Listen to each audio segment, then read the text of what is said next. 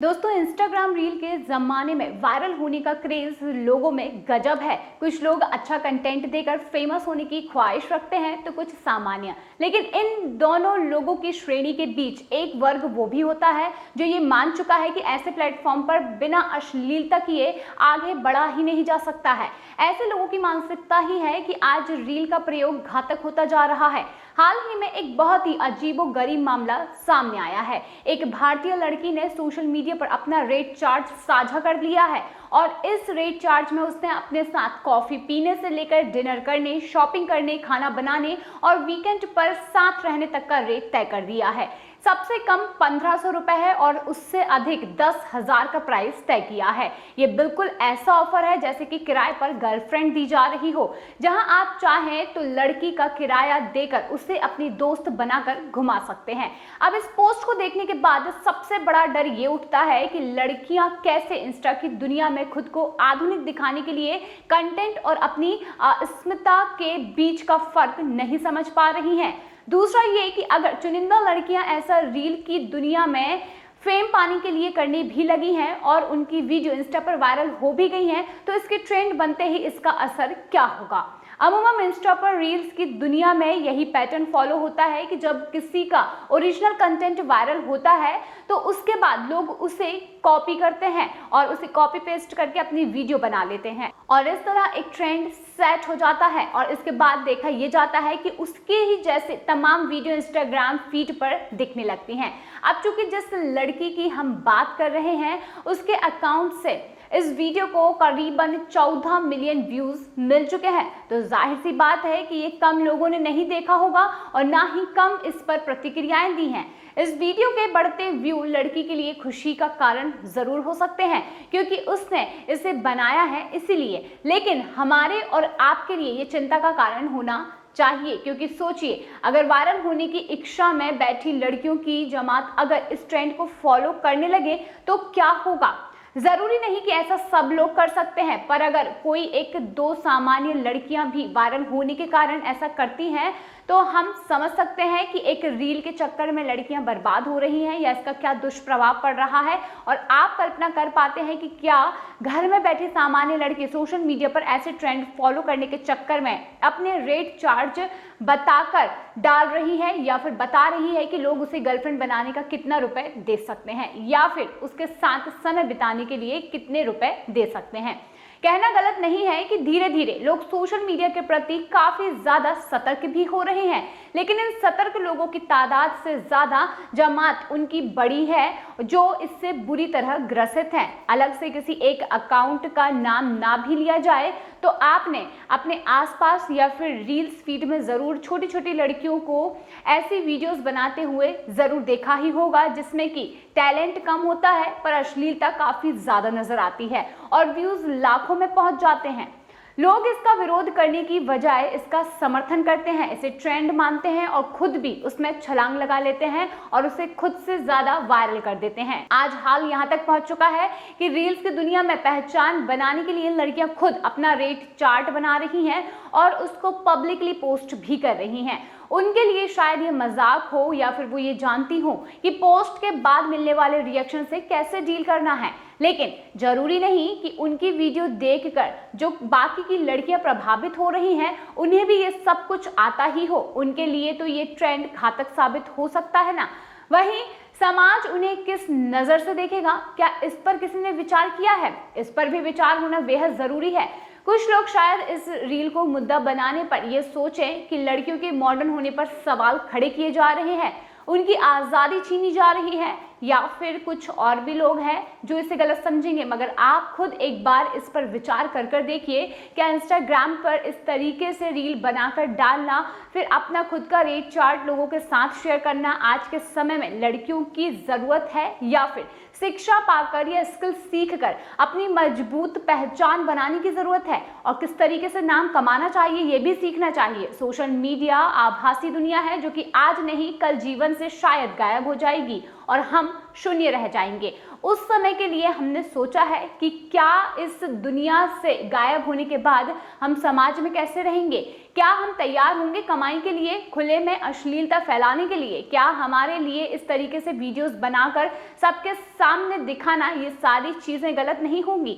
जिस तरीके से आज कैमरे पर सारी चीज़ें नॉर्मल लगती हैं, या फिर घर वाले इतने आधुनिक हो जाएंगे कि घर के बाहर वो रेट चार्ट चिपकाने देंगे कि कोई आए और आपके किराए पर आपका रेट चार्ट देखे और आपको ले जाए। इस तरीके की जो चीज़ें होती हैं वो काफ़ी ज़्यादा बेकार हैं। ये वो सारे सवाल हैं जिनका जवाब हमें ढूंढना चाहिए और अपनी ज़िंदगी के बारे में सोचना चाहिए।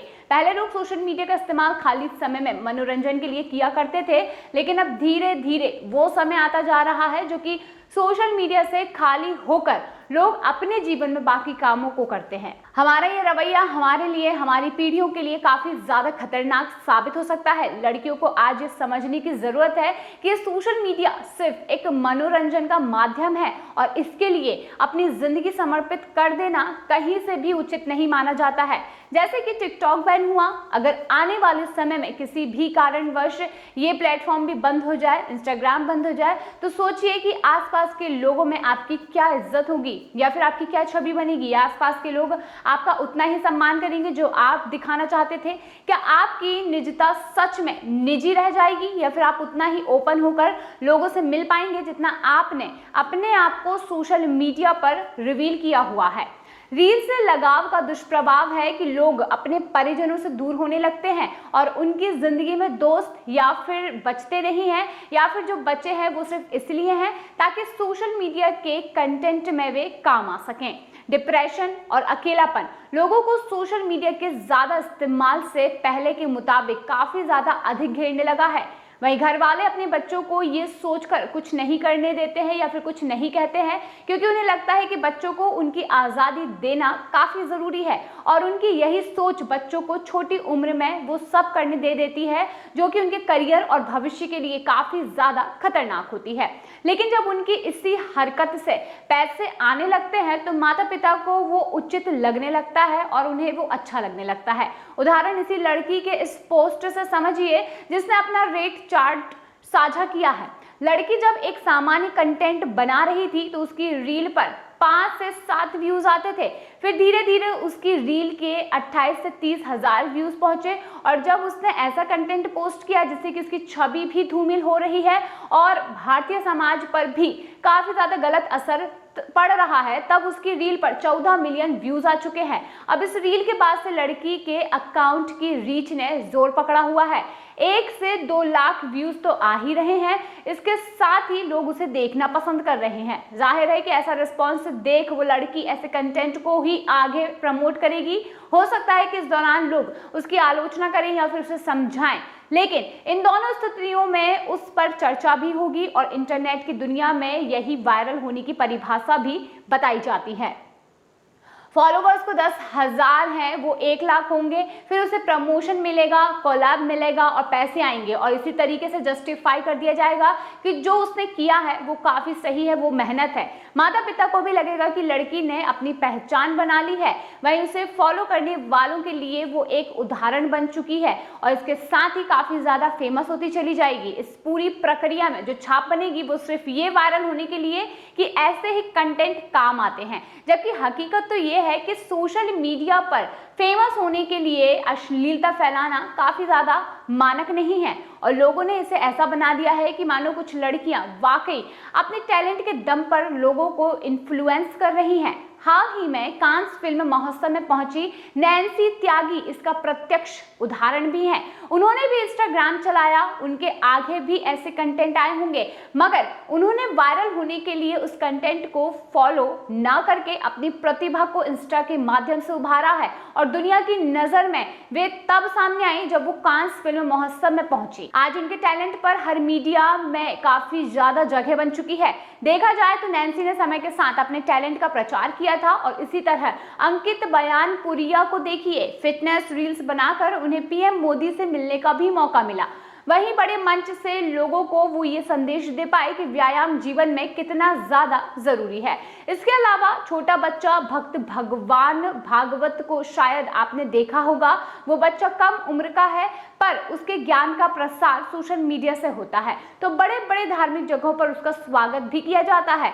वर्षा सोलंकी इंस्टा का बड़ा चेहरा है। वहीं एक हाउसवाइफ होते हुए उन्होंने सोशल मीडिया पर अपने डांस की कला भी दिखाई और इसके साथ ही आज वो रियलिटी शो का जाना माना चेहरा बनी हुई हैं। ऐसे तमाम इन्फ्लुएंसर हैं जिनके कंटेंट का सकारात्मक प्रभाव समाज पर धीरे धीरे पड़ रहा है और उनके जीवन से प्रेरणा लेकर बहुत सारे लोग उन्हें सीख रहे हैं। वहीं लड़कियों को उन सभी उदाहरणों से सीखने की जरूरत है कि किस तरीके से लड़कियों को अपनी शिक्षा लेकर समाज को साक्षर बनाने की जरूरत है, ना कि अश्लीलता फैलाने की। स्किल में महारत हासिल करके अपनी पहचान बनाने की जरूरत है, ना कि ऐसे कंटेंट क्रिएटर्स के इन्फ्लुएंस में आने की जो कि अश्लीलता का प्रसार करके वायरल हो रही हो। आपने आपको बेचना या फिर किराए पर देने का धंधा समाज के लोग करते आए हैं, लेकिन इस काम को करने वालों के लिए एक अलग शब्द होता है। यानी कि आप खुद सोचिए जिस तरीके से रील बनाकर भारतीय संविधान या फिर भारतीय संस्थान और भारतीय संस्कृति को काफी ज्यादा चोट पहुंचाना हो सकता है, क्योंकि इस तरीके से अगर लड़कियां वीडियोस डालेंगी तो कहीं ना कहीं वो सभी लड़कियों के लिए एक दुष्प्रभाव साबित हो सकता है। तो इसी तरीके से मैं बताना चाहूंगी कि इंस्टाग्राम पर कई प्रकार के रील्स होते हैं जिन्हें देखकर कई लोग इन्फ्लुएंस होते हैं, लेकिन आप इस बात का ध्यान रखिए कि इंस्टाग्राम पर किस तरीके के वीडियोस और किस तरीके के कंटेंट को हमें फॉलो करना है और किस तरीके से हम खुद के कंटेंट को हमारी स्किल के साथ डाल सकते हैं। अगर हम अपनी स्किल्स को आगे बढ़ाना चाहते हैं तो हम सोशल मीडिया का इस्तेमाल जरूर कर सकते हैं, क्योंकि सोशल मीडिया का इस्तेमाल सिर्फ अच्छी चीजों को आगे बढ़ाने के लिए होता है, ना कि इस तरीके से लोगों को गलत संदेश देना। तो इस तरीके से आप समझिए इस वीडियो के जरिए कि किस तरीके से हमने इंस्टाग्राम का गलत इस्तेमाल किया है या फिर नहीं किया है। तो ये था मेरा आज का खास वीडियो। अगर वीडियो पसंद आया हो तो लाइक कीजिए, इसे ज़्यादा से ज़्यादा शेयर कीजिए ताकि लोगों को पता चल सके कि इंस्टाग्राम या फिर किसी भी सोशल मीडिया पर किस तरीके से हमें व्यवहार करना चाहिए।